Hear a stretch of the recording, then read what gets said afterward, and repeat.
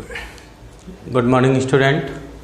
Pacific science academy online classes में आप सबका स्वागत है। मैं रामेश्वर गौतम फिर से लेकर आया हूँ 12th क्लास बायोलॉजी, जिसमें हम यूनिट फर्स्ट आवृतबीजी पादपों में जनन और उसका पहला चैप्टर जिसका नाम भी यही है आवृतबीजी पादपों में जनन, उसके बारे में हम देख रहे थे।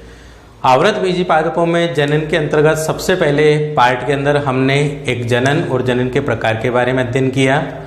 सेकेंड पार्ट में हमने इन पादपों को किस प्रकार से वर्गीकृत किया गया है, कितने समूहों में बांटा गया है और इन समूहों के अंतर्गत सम्मिलित किया जाने वाला जो पादपों का एक समूह है आवृतबीजी पादप, उनकी क्या विशेषताएं होती है और ये किस प्रकार की संरचना या किस प्रकार की पीढ़ी एकांतरण अवस्था को प्रदर्शित करते हैं। ठीक है, आज हम यहाँ पर इन आवृतबीजी पादपों में होने वाली जो जनन की विधियाँ हैं उनमें सबसे पहले अलैंगिक जनन के अंतर्गत सम्मिलित की जाने वाली जो विधियाँ हैं उनके बारे में अध्ययन करेंगे। तो सबसे पहली विधि हम यहाँ पर स्टार्ट कर रहे हैं अलैंगिक जनन।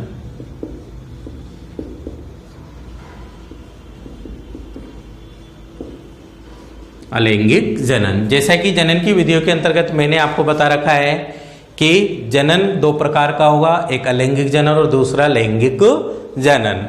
अलैंगिक जनन के अंतर्गत किस किस प्रकार की प्रक्रियाएं होंगी तो उसके बारे में मैंने आपको बताया कि यदि अगर किसी भी जीव के द्वारा अलैंगिक जनन की प्रक्रिया को प्रदर्शित किया जा रहा है तो इस विधि के अंतर्गत सम्मिलित किए जाने वाले जो जीव होंगे उनके अंदर युग्मक निर्माण की प्रक्रिया नहीं होगी। युग्मक निर्माण की प्रक्रिया इनके अंदर नहीं होगी। साथ ही साथ यदि अगर युग्मकों का निर्माण नहीं होगा तो युग्मकों का संलयन भी यहां पर नहीं होगा। युग्मकों का संलयन मतलब नर युग्मक और मादा युग्मक। यदि अगर युग्मक ही निर्मित नहीं है तो युग्मकों का संलयन भी यहां पर नहीं होगा और युग्मकों का संलयन यहां पर नहीं होगा तो मतलब इन जीवों के अंदर, इन पादपों के अंदर निषेचन की प्रक्रिया जो है वो भी यहाँ पर नहीं होगी। और निषेचन की प्रक्रिया नहीं होगी उसके बावजूद भी यहाँ पर इस अलैंगिक जनन की विधि के अंतर्गत जो भी जीव इस प्रकार की जनन की प्रक्रिया को अपना रहा है वो आगे जाकर के किसका निर्माण कर देगा, नए जीव का निर्माण यहाँ पर करेगा। ठीक है ना। तो बिना कौन कौन सी प्रक्रियाओं के, बिना युग्मक के निर्माण की प्रक्रिया, बिना युग्मकों के संलयन की प्रक्रिया और बिना निषेचन की प्रक्रिया के यहाँ पर किसका निर्माण हो जाएगा, नए जीव का निर्माण हो जाएगा। अलैंगिक जनन के अंतर्गत तो जो भी जीव यहाँ पर भाग ले रहा है वो यहाँ पर सदैव एक ही जीव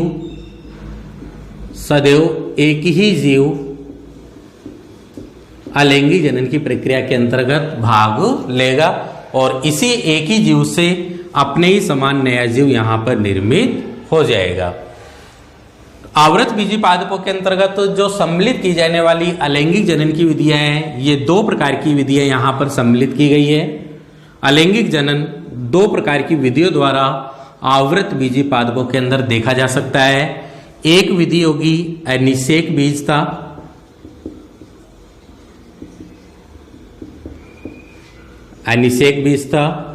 और दूसरी विधि होगी कायिक प्रवर्धन।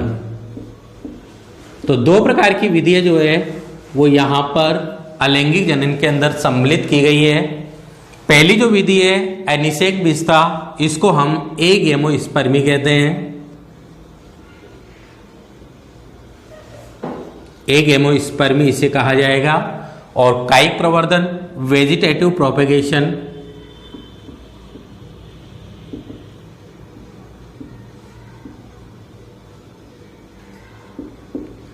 Vegetative propagation. सबसे पहली विधि के बारे में हम यहां पर देख रहे हैं अनिषेक बीजता। क्या होगा अनिषेक बीजता, जैसा कि आप इसके नाम को देख रहे हो एगेमोस्पर्मी। यदि अगर हम इसके नाम को क्या करें, तीन भागों के अंदर डिवाइड कर दें, जैसे ए प्लस गेमस प्लस स्पर्म। ठीक है, तो एगेमोस्पर्मी जो है ये तीन शब्दों से मिलकर के बना हुआ है। ए मतलब होता है विदाउट, गेमस मतलब फ्यूजन, और स्पर्म मतलब सीड। विदाउट मतलब बिना, फ्यूजन मतलब संलयन की प्रक्रिया क्या कहलाती है, निषेचन, और सीड मतलब बीज। अर्थात नाम से यहां पर इसकी पूरी डेफिनेशन आपके सामने से हो जाती है। बिना निषेचन के किसके निर्माण की प्रक्रिया, बीज के निर्माण की प्रक्रिया क्या कहलाएगी, अनिषेक बीजता कहलाएगी। ठीक है, तो अलैंगिक जनन की विधि के अंतर्गत यह सम्मिलित की जाने वाली पहली विधि है, जो किन के अंतर्गत देखी जा सकती है, आवृत बीजी पादपों के अंदर देखी जा सकती है, जिसमें बिना निषेचन की प्रक्रिया के सीधे किसका निर्माण हो जाएगा, बीज का यहां पर निर्माण हो जाएगा। और इस प्रक्रिया को यहां पर क्या कहा जाएगा, अनिषेक बीजता कहा जाएगा। इस अनिषेक बीजता के अंतर्गत निर्मित होने वाला जो बीज होगा, यह बीज बिल्कुल हुबहू किसके समान होगा, जनक पादप के समान होगा, जनक पादप के समान होगा।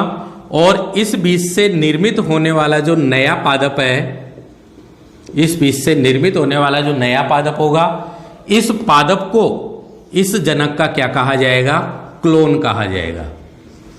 क्या कहा जाएगा, क्लोन कहा जाएगा, क्योंकि यहां पर निर्मित होने वाला जो बीज है वह बिल्कुल किसके समान है, जनक पादप के समान है।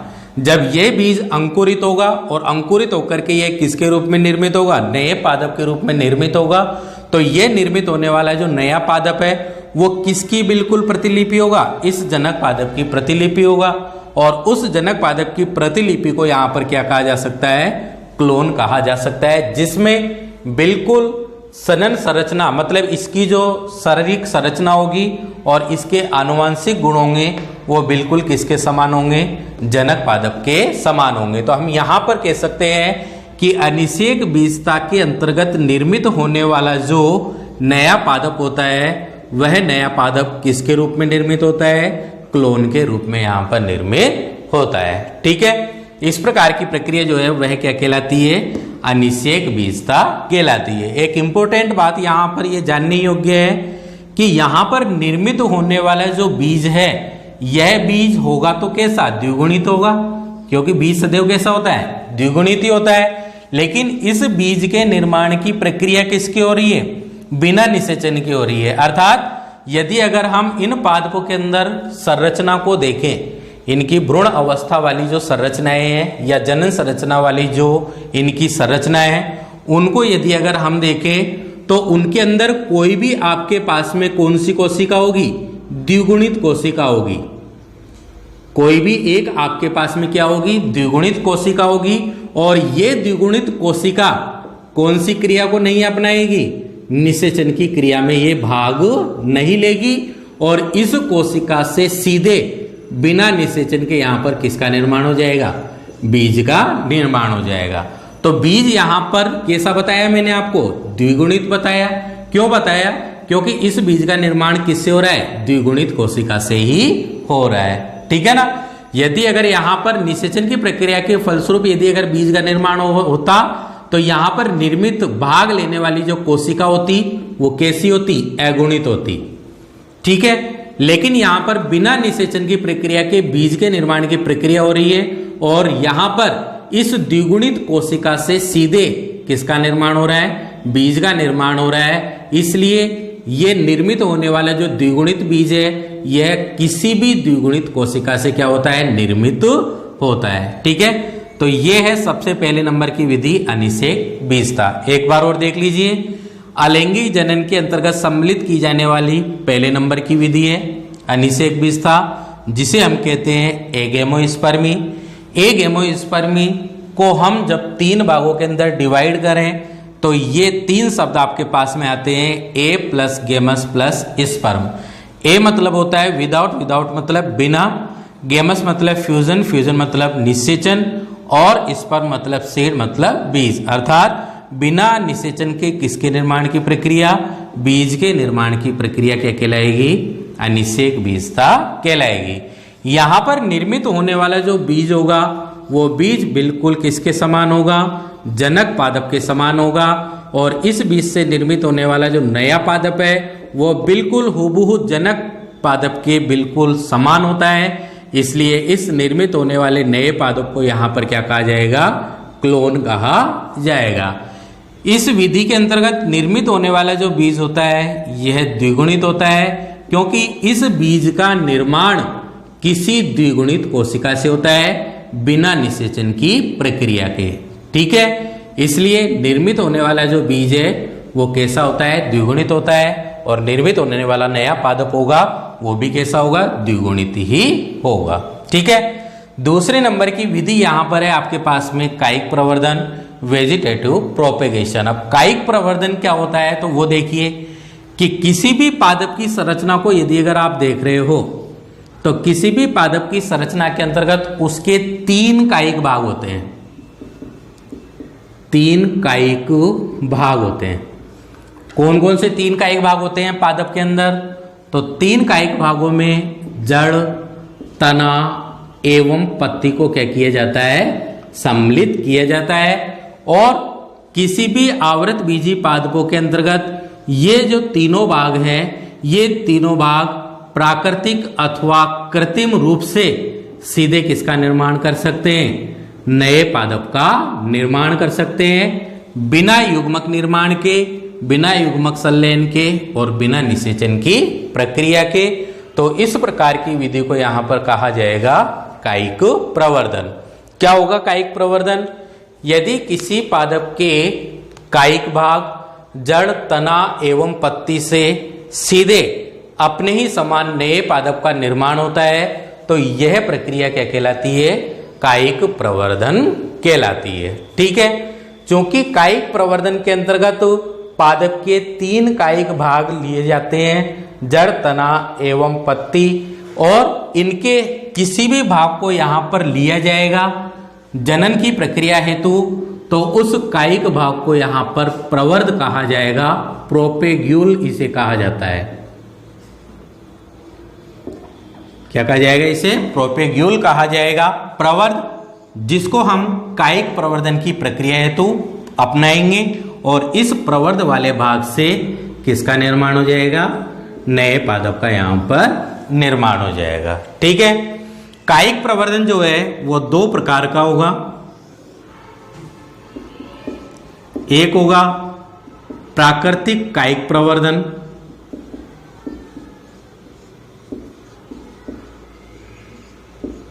और दूसरा होगा कृत्रिम कायिक प्रवर्धन। प्राकृतिक कायिक प्रवर्धन और कृत्रिम कायिक प्रवर्धन।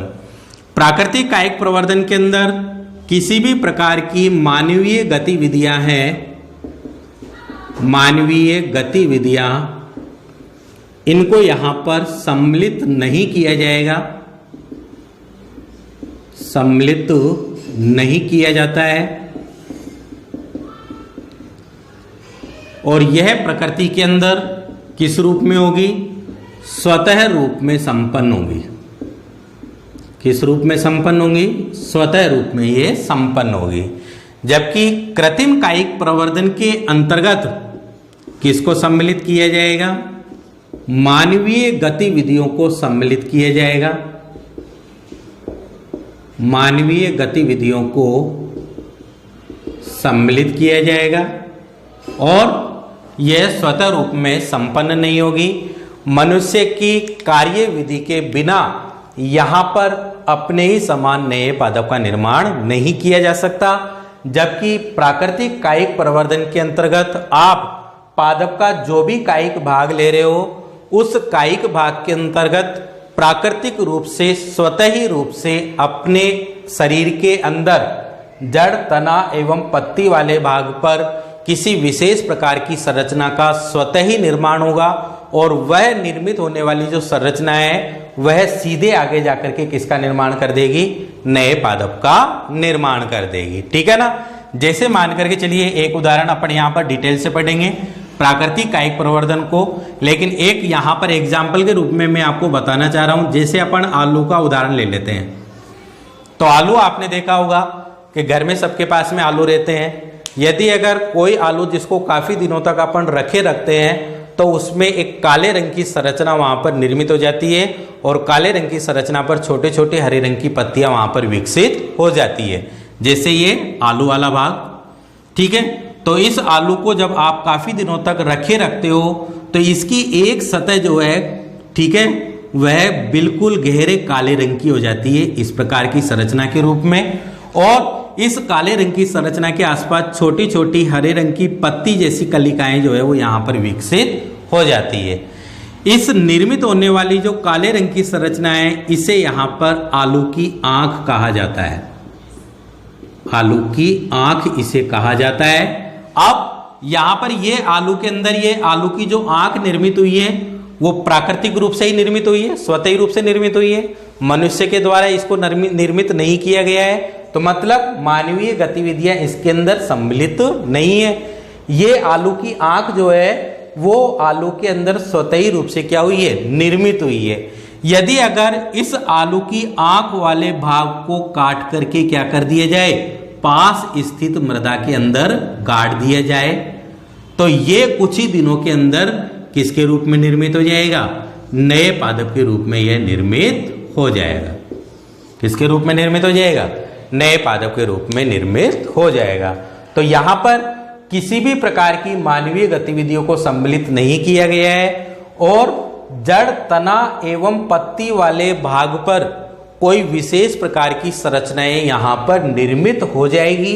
जैसे आलू के अंदर क्या निर्मित हो गई है, आलू की आंख निर्मित हो गई है और उस निर्मित होने वाली संरचना को यदि अगर पृथक करके पास स्थित मृदा के अंदर गाड़ दिया जाए तो कुछ ही दिनों के अंदर उस संरचना से किसका निर्माण हो जाता है, नए पादप का निर्माण हो जाता है।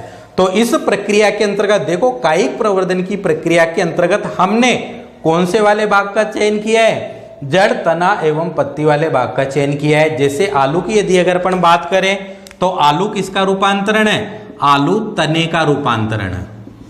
आलू किसका रूपांतरण है, तने का रूपांतरण है। और तने में भी ये किस प्रकार का रूपांतरण है, कंद वाला रूपांतरण है। ठीक है, अब इस तने वाले भाग के द्वारा यहां पर किसका निर्माण हो गया, नए पादप का निर्माण हो गया। इस कायिक प्रवर्धन को अपन ने किसके अंदर सम्मिलित किया है, अलैंगिक जनन के अंदर सम्मिलित किया है, जिसमें हमने युग्मक निर्माण की प्रक्रिया को नहीं देखा, युग्मकों के संलयन की प्रक्रिया को नहीं देखा, निषेचन की प्रक्रिया को भी नहीं देखा और सीधे किसका निर्माण हो गया, नए पादप का यहां पर क्या हो गया, निर्माण हो गया। ठीक है ना। लेकिन यहां पर नए पादप का निर्माण पादप के कौन से भाग से हुआ है, जड़, तना एवं पत्ती वाले भाग से हुआ है। और ये भाग जो है वो क्या होते हैं, पादप के कायिक भाग होते हैं। इसलिए हमने इस विधि को क्या नाम दिया है, कायिक प्रवर्धन हमने इसे नाम दिया है। ठीक है, तो प्राकृतिक कायिक प्रवर्धन जो है इसके अंदर मानवीय गतिविधियों को सम्मिलित नहीं किया जाता है और पादप के जड़, तना एवं पत्ती वाले भाग पर कुछ विशेष प्रकार की संरचनाएं विकसित हो जाती है जो आगे जाकर के सीधे किसका निर्माण कर सकती है, नए पादप का निर्माण कर सकती है। ठीक है। दूसरी आपके पास में है कृत्रिम कायिक प्रवर्धन। कृत्रिम कायिक प्रवर्धन के अंतर्गत किसको सम्मिलित किया जाएगा, मानवीय गतिविधियों को सम्मिलित किया जाएगा। ठीक है, तो सबसे पहले हम यहां पर प्राकृतिक कायिक प्रवर्धन को देख लेते हैं डिटेल से कि प्राकृतिक कायिक प्रवर्धन जो है वो आगे जाकर के भी कितने प्रकार का हो सकता है।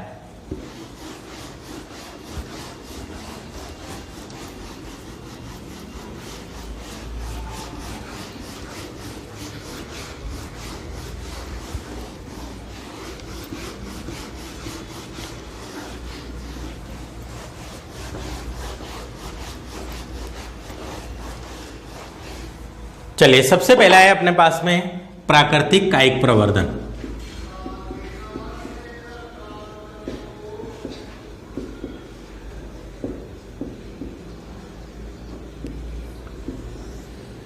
प्राकृतिक कायिक प्रवर्धन, ठीक है। प्राकृतिक कायिक प्रवर्धन पादप के कौन से भाग द्वारा, पादप के जड़, तना एवं पत्ती वाले भाग पर पत्ती वाले भाग पर कुछ संरचनाएं प्राकृतिक रूप से स्वतः ही निर्मित हो जाती है, प्राकृतिक रूप से स्वतः ही निर्मित हो जाती है, जो मुख्य पादप भाग से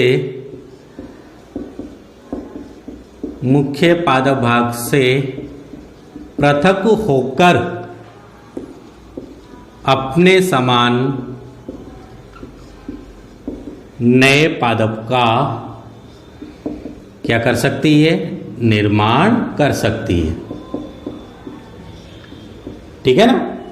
तो पादप के जड़, तना एवं पत्ती वाले भाग पर कुछ संरचनाएं प्राकृतिक रूप से क्या हो जाएगी? स्वतः निर्मित हो जाएगी, जो मुख्य पादप भाग से पृथक होकर के किसका निर्माण कर सकती है? अपने समान नए पादप का निर्माण कर सकती है। साथ ही साथ इस प्राकृतिक कायिक प्रवर्धन के अंदर हमने इस विधि में किसको सम्मिलित नहीं किया जाएगा? मानवीय गतिविधियों को सम्मिलित नहीं किया जाता है।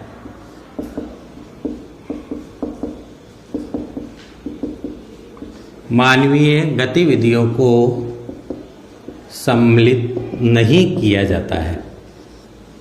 ठीक है?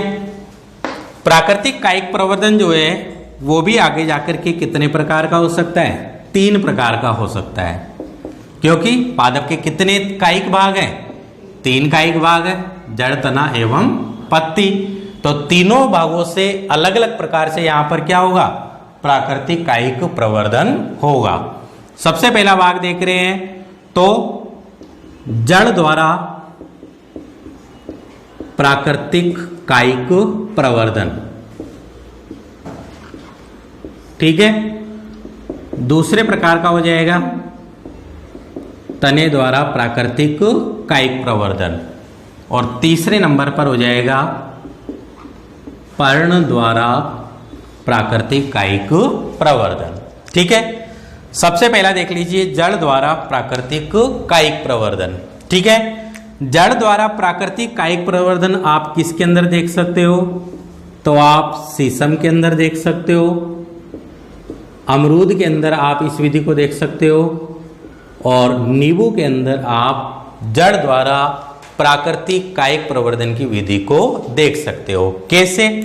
यदि अगर हम किसकी बात करें, शीशम के पौधे की यदि अगर हम बात करें, तो शीशम का पौधा जो होता है, इस शीशम के पौधे की जो जड़ें होती है, ये जड़ वाला भाग, और इस जड़ों पर छोटी छोटी ग्रंथिल संरचनाएं विकसित हो जाती है। कंदीय संरचनाएं, ट्यूमर जैसी संरचनाएं, ग्रंथिल संरचनाएं जो है वो इन पर क्या हो जाती है? विकसित हो जाती है। ठीक है? इन ग्रंथिल संरचनाएं, ये जो ग्रंथिल संरचनाएं हैं, स्वतः रूप में निर्मित हुई है। ठीक है? और ये ग्रंथिल संरचनाएं जब इस मुख्य पादप भाग, कौन सा भाग है ये? जड़ वाला भाग है। ये संरचनाएं जो है वो कौन से भाग पर विकसित हुई है?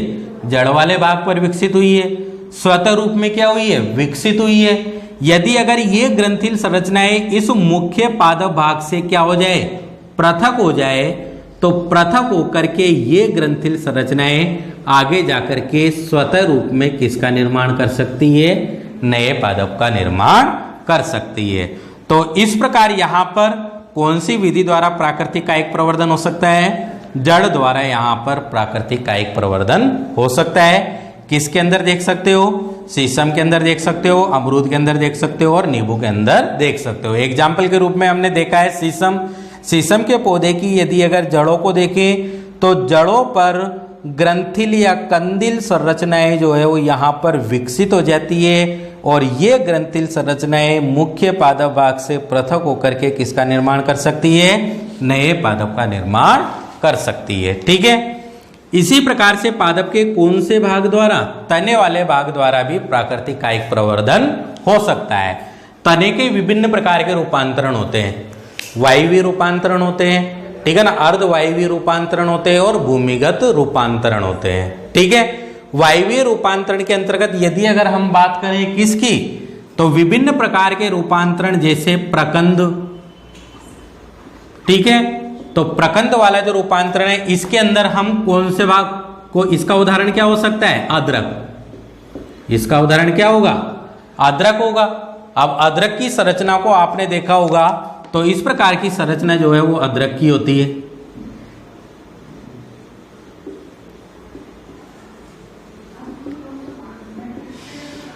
ठीक है, और इनकी संरचना पर ये जो पर्व संधि वाला जो भाग है, इन पर्व संधि वाले भाग से छोटी छोटी कलिकाएं जो है वो विकसित हो जाती है। ये कलिकाएं वाले भाग को यदि अगर इनसे क्या कर लिया जाए, पृथक कर लिया जाए, तो ये आगे जाकर के किसका निर्माण कर सकती है, नए पादप का निर्माण कर सकती है। दूसरा रूपांतरण यदि अगर अपन देखें तो प्रकंद के बाद में दूसरा रूपांतरण आता है कंद, और उसका एग्जाम्पल होगा क्या, आलू। और आलू के अंदर अभी मैंने बताया था आपको कि यह आलू वाला भाग, और काफी दिनों तक रखने पर इसकी सतह पर काले रंग की क्या बन जाती है, आंख बन जाती है। ठीक है, यदि अगर इस आलू की आंख वाले भाग को इससे पृथक करके अलग मृदा के अंदर गाड़ दिया जाए, तो ये भी आगे जाकर के किसका निर्माण कर सकती है, नए पादप का निर्माण कर सकती है। ठीक है ना, तो इस प्रकार से तने के विभिन्न प्रकार के रूपांतरण है, प्रकंद, कंद, घनकंद, सल्क कंद, ठीक है ना, अर्धवायवीय रूपांतरण होते हैं, ठीक है ना, और भूमिगत रूपांतरण होते हैं। अर्धवायु रूपांतरणों के अंतर्गत भूविस्तारी, अंतः भूविस्तारी, भूविस्तारिका, ठीक है ना, 11वीं क्लास के अंदर आप पढ़ चुके हो, तो आप उसके अंदर से देख लेना कि तने के कौन कौन से रूपांतरण है। सभी प्रकार के रूपांतरण जो है वो प्राकृतिक कायिक प्रवर्धन की प्रक्रिया के अंतर्गत क्या ले सकते हैं, भाग ले सकते हैं, और किसका निर्माण कर सकते हैं, नए पादप का निर्माण कर सकते हैं। ठीक है, तीसरे नंबर पर हम देख रहे हैं पर्ण द्वारा प्राकृतिक कायिक प्रवर्धन। पर्ण द्वारा प्राकृतिक कायिक प्रवर्धन का एग्जाम्पल यहां पर हो जाएगा ब्रायोफिल्लम, पत्थर चिट्टा, ब्रायोफिल्लम। ठीक है ना, ब्रायोफिल्लम की जो पर्ण जो है वो इस प्रकार की संरचना वाली होती है।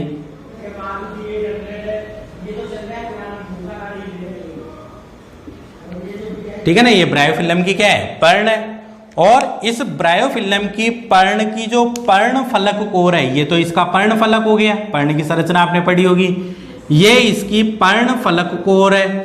इस पर्ण फलक कोर पर इसी पत्ती के समान छोटी कलिकाएं जो है वो यहां पर क्या हो जाती है, विकसित हो जाती है। बिल्कुल पर्ण के जैसी छोटी छोटी कलिकाएं जो है वो यहां पर विकसित हो जाती है, जो इस मुख्य पादप भाग से पृथक होकर के किसके संपर्क में आएगी, भूमि के संपर्क में आएगी, मृदा के संपर्क में आएगी, और संपर्क में आकर के आगे जाकर के किसका निर्माण कर सकती है, नए पादप का निर्माण कर सकती है। ठीक है ना, तो इस प्रकार से यहां पर पादप के 3 कायिक भाग हैं, जड़, तना एवं, और इन 3 कायिक भागों पर प्राकृतिक रूप से कुछ संरचनाएं विकसित हो जाती है, जो आगे जाकर के किसका निर्माण कर सकती है, अपने समान नए पादप का निर्माण कर सकती है। ठीक है ना, तो इस विधि को अपन ने यहाँ पर क्या कहा है, प्राकृतिक कायिक प्रवर्धन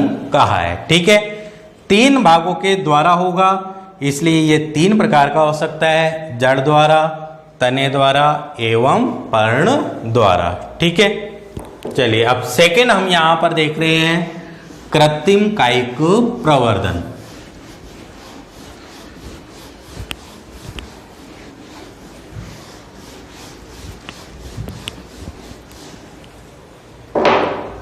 सेकेंड विधि है यहां पर कायिक प्रवर्धन की,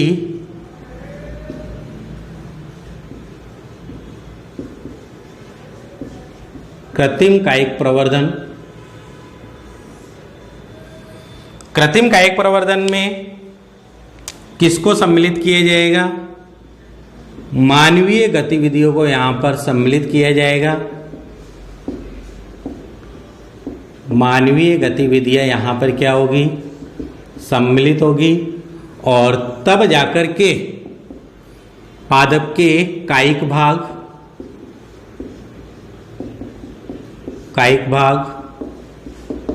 जड़, तना एवं पत्ती से किसका निर्माण हो सकता है?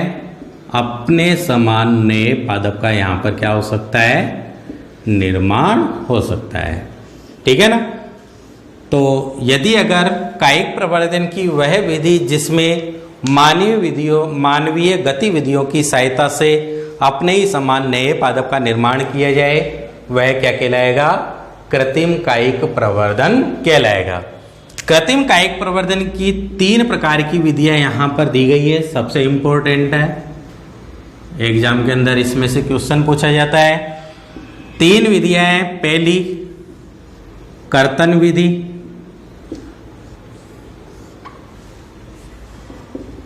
दूसरी दाब विधि और तीसरी है कलम रोपण विधि।